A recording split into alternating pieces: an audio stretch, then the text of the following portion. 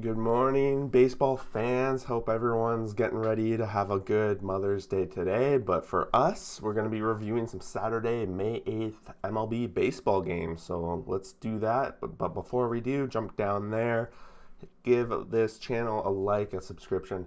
Everything's helping grow this channel. We've grown quite a bit over the season so far, but hoping to pick up a few guys that start commenting, letting me know about their teams, their games, and what they think about the season. So don't be afraid to jump down there and do that. But let's do it. We got 15 games to go through, and lots of people want to get out there, so let's try and do it somewhat quick. First game, we got Yankees 4, Nationals 3. Yankees had a nice little comeback win here. Bottom of the ninth, they were down by 1. They knocked one out. In the 10th, they exchanged runs, and then in the 11th, the Yankees took it off with a winning home run. Higaki Sioka hits his 5th home run of the season. I know I get that name wrong every time, but I'm going to keep trying. Maybe I got to watch him on TV. Scherzer, 7.1 innings pitched, 1 earned run, 14 Ks. We got the real Scherzer. He's back. 5.2, 2 earned runs, 6 Ks for Kluber. He's been pitching well for them as well, kind of turning around. Brad Hand gets the blown save. You don't see that very often. Or he comes in and gets the blown save. But overall, Yankees have pick up a big win, and they're back above 500. Cardinals 9, Rockies 8. The Cardinals were out to a pretty big lead here, 5-1 early. And then the Rockies actually bounced back in the 5th here with 4 runs. But then the Cardinals responded right away and put up 4 more of their own. And the Rockies fell up a little short and got 3 more in the top of the 8th. Home run-wise, the Rockies actually didn't get any. Goldschmidt had 1, his 5th of the season. So overall, this was just a bunch of hits by the teams. Gonzalez, 4 innings pitched, 7 earned runs. Carlos Martinez, 5 earned runs over 5. So both starters give up a lot of runs. And then the bullpen did the rest for them. Alex Reyes comes in and gets his 10th save of the season, and he went in for 5 outs. He did the whole 5 outs, and he's at .53 ERA. It looks like they found his role on this team, and the Cardinals get out of this one with a win. It was close, very close. Cubs 3, Pirates 2. Cubs out to an early lead, then behind 2-1, and then they tie it right away in the 4th. And then in the 7th, they end up getting out of there and with a win. Tom for the Pittsburgh Pirates hits his 1st home run of the season. No home runs for the Cubs at all. It was not really a big offensive performance back for the Cubs, but Trevor Williams, probably his best start of the season. 4 innings pitched, 2 earned runs, 6 Ks. Only 4 innings pitched, though. Crow, 6 innings pitched, 2 earned runs. He's going to get out of there with a no decision as well. But when the Cubs take the lead, they at least can rely on Craig Kimbrell so far this season. Comes in and gets his 6th save of the season. The man has pitched a lot of innings over the past week. Basically had to be given the night off the day before, and again, brought into a position right away. Giants 7, Padres 1, and I think it's a matter of fact now the Giants have won more against the Padres than they've lost, and they continue to roll, and their pitching has been a big story.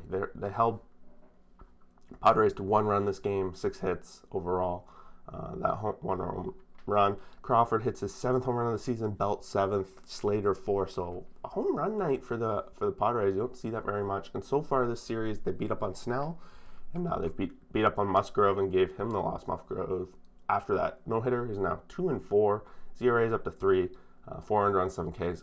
Kevin Gausman, 6 innings pitched, 1 earned run, 7 Ks. This guy is making a stink around that maybe we can't just be handing out DeGrom the Cy Young right away. But after today, Gausman's making a name for it. Even Scherzer, if he was on a better team, would definitely be in the hunt. But I guess team doesn't matter at this point. Athletics 6, Rays 3, so that's back-to-back wins over the Rays for the A's, and they're kind of handling them, and it's coming late in games. The Rays bullpen has not held their own, and they're kind of missing a couple of other guys here. Glasnow, 5.2, 3 earned runs, 11 Ks. He had a great start, but he's going to get the loss. Frankie Montas, 5.1, 2 earned runs, 6 Ks. For one of his better starts, too, and his ERAs brings his ERA down a little bit. Then the A's get to their bullpen. They only give up 1, whereas on the Rays, they give up 1 earned run, but overall there's an error that led to the rest of them. And the A's are probably the first team to 21 wins. No, Boston got 21 too. So there's 2 teams now. They're tied for top of the entire league in terms of wins. Moving along, we got Tigers 7, Twins 3. Late in the game here, Twins blow it. Basically becoming the same story every time. But Donaldson, his third home run of the season, and then Grossman, his third home run of the season as well for them. The Twins need to figure this out. If they're not, they're losing to the Tigers. They can't be doing this. They need. I understand you can't win every single game you play, but you also cannot be losing to the Tigers the way they are. Barrios with 6 2 earned runs. He does his job, and they're supposed to win from here. Urena, same thing, kind of 2 earned runs, no decision. But then the bullpen just falls apart. Tyler Duffy, just not getting it done. Bullpen falls apart. Twins fall apart. Again, one of those situations they're not scoring late runs here. Cleveland continues to be on a roll. 9 runs to 2.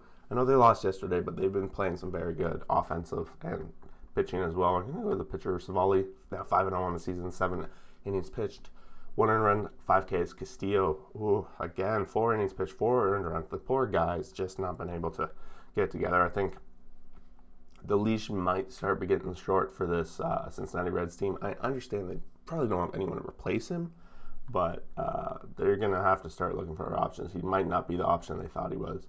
Nyquin hits his 7th home run of the season. No home runs for the Indians. Resilience on display and bounce back win. So I think they're just talking about the bounce back from yesterday. They had no hit, and then today they get 11 hits, 9 runs. Can't keep the Indians down right now. It's a good story. Brewers 6, Marlins 2. Brewers waking up. They're like, okay, we need to start winning some of these games. They got good against the Dodgers. Maybe they got a little too high on themselves, and come on. Sometimes you use all the adrenaline when you're playing the top team. Fall back down to earth for a little bit. But yeah, we still got Canes back in the lineup. He's been doing all right. Hauser, another pitcher home run. Wow. He hits his 2nd of the season. Aviles Garcia hits his 4th of the season. Rojas for the Marlins hits his 2nd. I think he hit one yesterday too, or he at least hit one very recently. But overall, Miami was at 1-0, and then Miami and Milwaukee. Milwaukee came back, got up 5-1, and pretty much carried it out from there. Hauser, 6 innings pitched, 10 Ks. So that's a high number for him for sure. 2 earned runs, and Castano on the other side, 4 innings pitched, 3 earned runs, 5 Ks, and then a bunch of the bullpen, bunch of their solid bullpen. So they were trying to give it a good shot. Hader comes in, strikes out the side at the end. Pretty awesome. Brewers are back on track a little bit. We'll see what they're like today on Sunday. Red Sox 11, Orioles 6. Red Sox offense is popping this season so far. It's been an amazing team to watch on the offensive side. Verdugo 3-hit night, Bogarts 3-hit night.